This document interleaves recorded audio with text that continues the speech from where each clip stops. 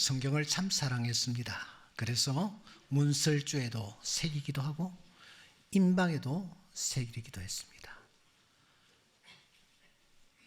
그들은 이 말씀을 외우고 또 이 말씀대로 살려고 노력을 했습니다마는 그 말씀들 중에서 특별히 시편을 참 사랑했습니다. 왜냐하면 다른 성경 말씀들은 위에서 내려온 말씀이지만 시편은 위에서 올라간 말씀이었기 때문입니다. 그 시편을 150편으로 그들이 정하여 기록했는데 그 가운데서 1편은 서론격입니다. 하지만 이 1편의 저자가 누구냐 하고 살펴보니 저자가 없습니다. 그래서 학자들은 1편은 그냥 이제 서시에 불과하고 2편이 진짜 시편 전체를 대표하는 시다, 그렇게 보는 것입니다. 오늘 우리가 그 2편을 폈습니다. 여러분, 이 2편은 도대체 누가 쓴 시일까요? 나와 있지 않습니다마는 학자들은 이 2편은 다윗의 시임에 틀림이 없다, 그렇게 말하고 있습니다. 그 근거는 바울 사도가 안디옥에서 선교사로 파송을 받아 저 소아시아 지방에 가서 복음을 전하는데 그때에 이 시편 2편을 인용하여 이런 말씀을 하는 것입니다.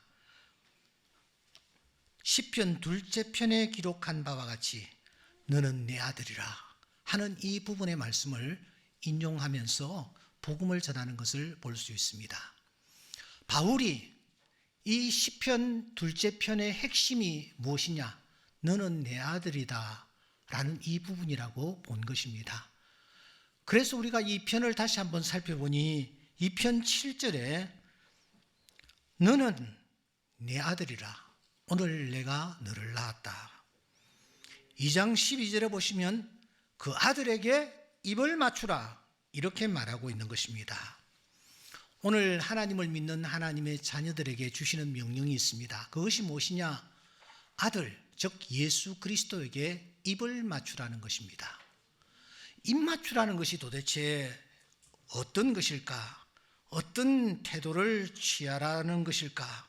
왜 경배하라고도 하지 않고 하필이면 입을 맞추라고 하는 것일까? 이 말씀 속에 담겨있는 의미가 도대체 무엇일까? 우리가 고민하지 않을 수가 없는 것입니다. 그래서 그 아들의 주인공이신 예수 그리스도, 그 예수 그리스도께서 탄생하실 즈음에 일어났던 일들을 우리가 한번 묵상하면은 입맞추라는 말씀의 의미가 무엇인지 우리가 알 수 있을 것입니다. 사랑하는 여러분, 그때 어떤 일들이 일어났습니까? 그때 태중에 있었던 세례 요한은 무엇을 했습니까? 마리아가 임신했다라는 청천벽력 같은 천사의 소리를 듣습니다. 그리고서는 이 마리아가 급히 호젓한 산골로 달려가죠. 친족인 사가랴의 집이었습니다. 그때 그 현장에서 어떤 일이 일어났습니까? 사가랴의 아내 엘리사벳도 나이 많아 늙었지만 임신을 하고 있었어요. 6개월쯤 됐나 봅니다. 그런데 놀라운 일이 벌어졌습니다. 누가복음 1장 43절에 보시면 내 주의 어머니가 내게로 나오니 이 어찌된 일인가?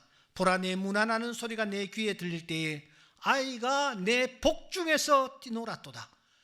6개월 된 이 아이가 어미의 복중에서 뛰노는 것이 아닙니까? 여기 기쁨으로 뛰놀았다라는 말은 노래했다, 찬양했다라는 뜻입니다. 복중의 아기가 예수님이 이 땅에 태어나실 것을 미리 내어다보며 축하의 노래를 지금 올리고 있는 것입니다. 온몸으로 태중에서 축하하고 있는 것입니다. 이 일을 기점으로 놀라운 일들은 계속해서 반복됩니다. 그의 어머니 마리아는 그때 무엇을 했습니까? 마리아가 고백합니다. 내 영혼이 주님을 찬양합니다. 내 마음이 내 하나님, 내 구주를 기뻐합니다. 지금 마리아는 어떤 처지입니까? 한 번도 남자를 가까이 해보지 아니했는데도 배가 불러오는 것입니다. 해산을 해야 합니다. 해산을 하면 어떤 불이익이 그에게 닥칠 것입니까? 도로에 맞아 수치를 당할 것입니다. 아니, 그는 쫓겨날지도 모릅니다. 그런데 이 마리아가 그런 상황 속에서 무엇을 하고 있느냐? 내 영혼이 주님을 찬양합니다. 내 마음이 구주를 기뻐합니다.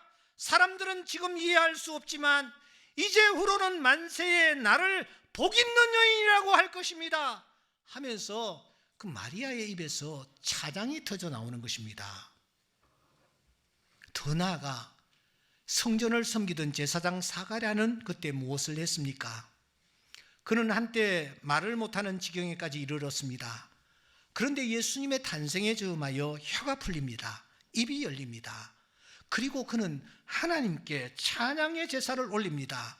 누가복음 1장 64절에 보시면 이에 그 입이 열리고 혀가 풀리며 말을 하여 하나님을 찬송하니, 그의 찬송은 이렇게 이어지고 있습니다.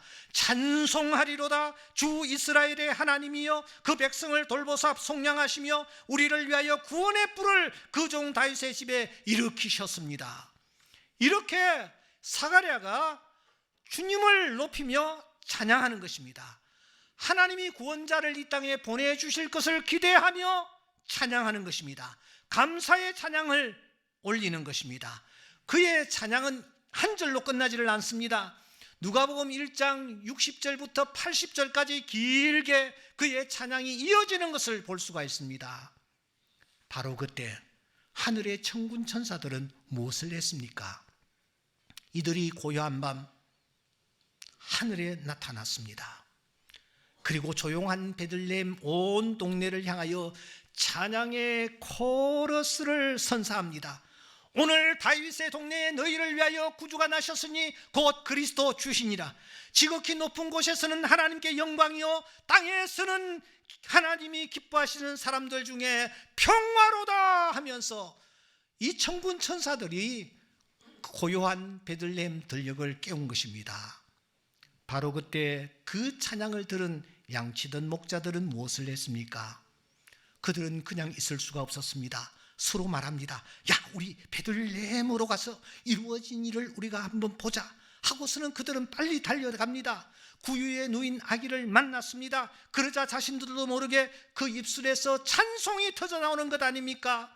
목자들은 자기들에게 이르던 바와 같이 듣고 본 그 모든 것으로 인하여 하나님께 영광을 돌리며 찬송하며 돌아가니라.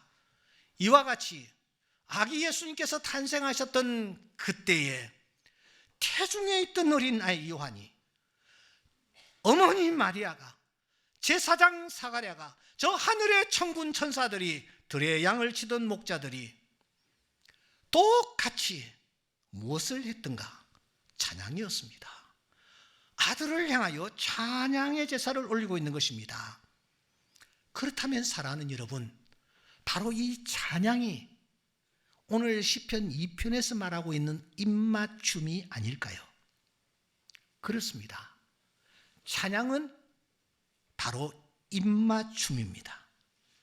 이들이 한결같이 아들에게 입을 맞추고 있는 것입니다. 히브리서 13장 15절의 말씀입니다. 그러므로 우리는 예수로 말미암아 찬송의 제사를 하나님께 드리자. 이는 그 이름을 증언하는 입술의 뭐요? 열매니라. 찬송의 제사는 입술의 열매랍니다. 호세아 선지자를 통해서 말씀하십니다.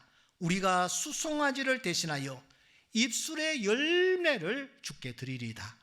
시편 기자는 이렇게 노래합니다. 여호와여 구하오니 내 입이 드리는 자원 제물을 받으시고 내 입이 드리는 자원 제물을 받으시고 주의 공의를 내게 가르치소서. 사랑하는 성도 여러분, 크리스마스가 태조하고 있습니다. 사실입니다.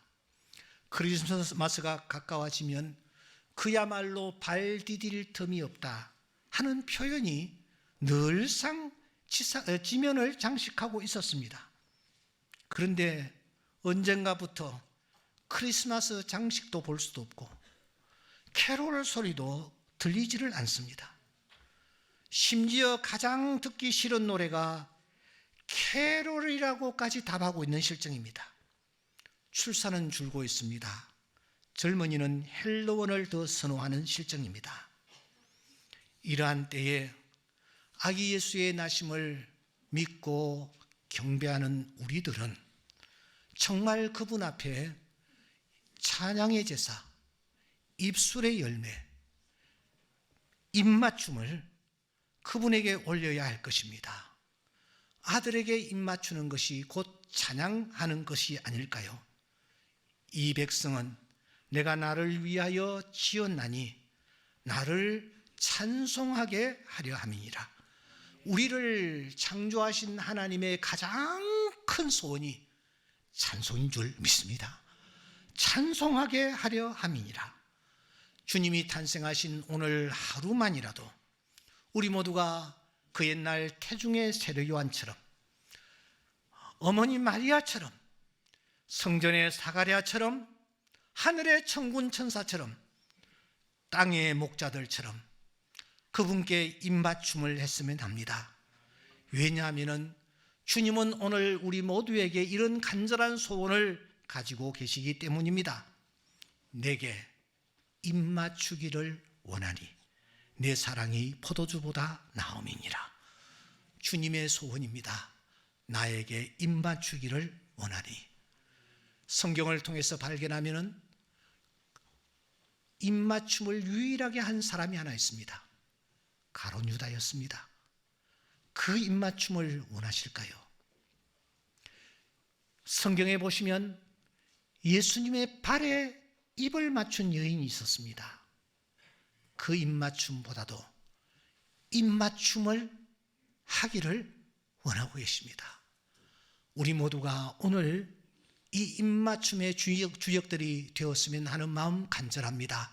그래서 오늘 예배는 평소에 드리는 예배 순서들을 전부 뒤로 하고 찬양으로부터 시작하여 가능한 예배 순서 전체가 찬양으로 이어지도록 짠 것입니다.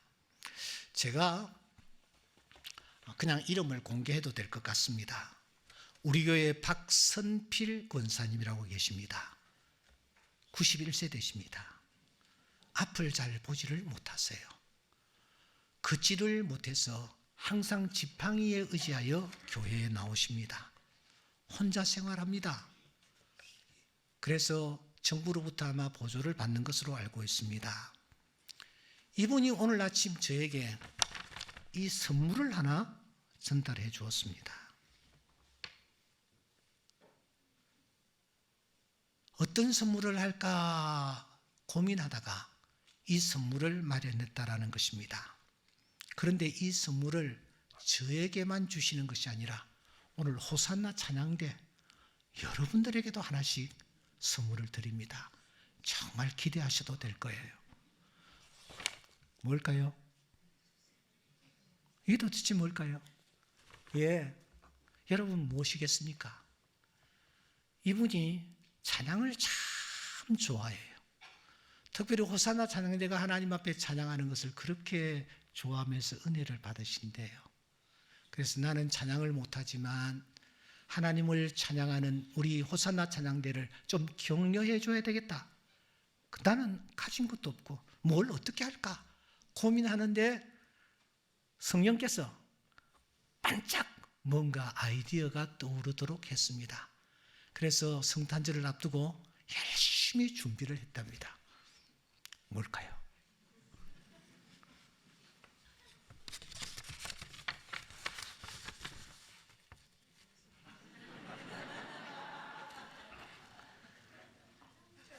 짠!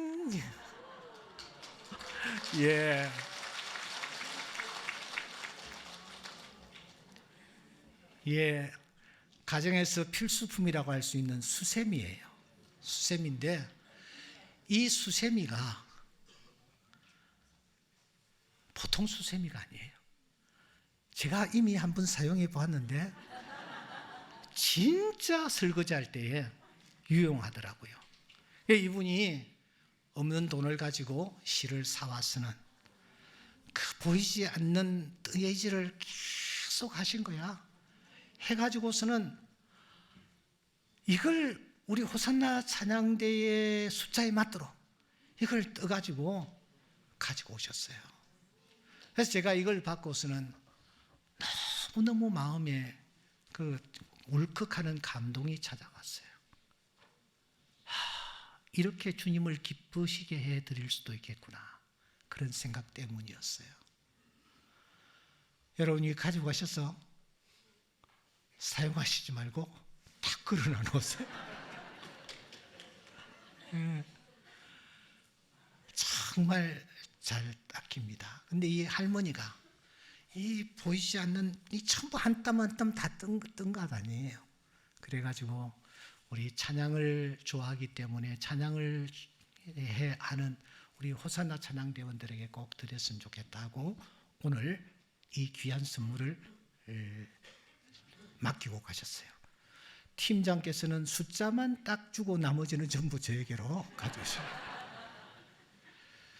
우리 이렇게 하나님을 찬양하는 이 찬양을 하나님이 가장 원하신다라는 사실을 기억하고 주님을 높이고 주님을 찬양하는 일에 그 옛날 태중에 있던 아이 세례 요한처럼, 예수님의 어머니 마리아처럼, 제사장 사가랴처럼, 저 하늘의 천군 천사처럼, 땅의 목자들처럼 아기 예수께 찬양의 제사를 올리기를 기뻐하는 주의 귀한 자녀들 될 수 있기를 주의 이름으로 축원합니다. 기도드리겠습니다.